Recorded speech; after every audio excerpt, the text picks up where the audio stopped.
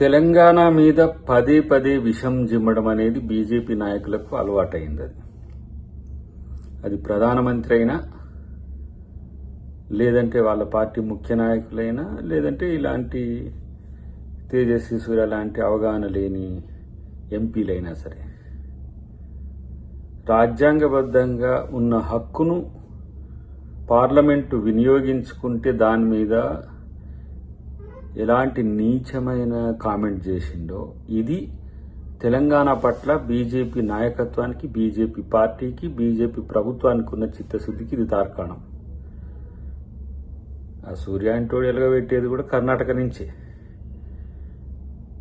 దక్షిణాదిలో ఏ విధంగా రాజకీయ బానిసత్వం పెరుగుతుందో అని చెప్పడానికి ఇంతకంటే ఎక్కువ పెద్ద ఉదాహరణ ఏం అవసరం? కనీసం ఈ జనరేషన్లో జరుగుతున్న ఇంత పెద్ద మార్పులో దక్షిణ భారతదేశానికి ఏం నష్టం జరగబోతుందో తెలియలేనంత మూర్ఖుడు ఇలా వాళ్ళ ఎంపీ.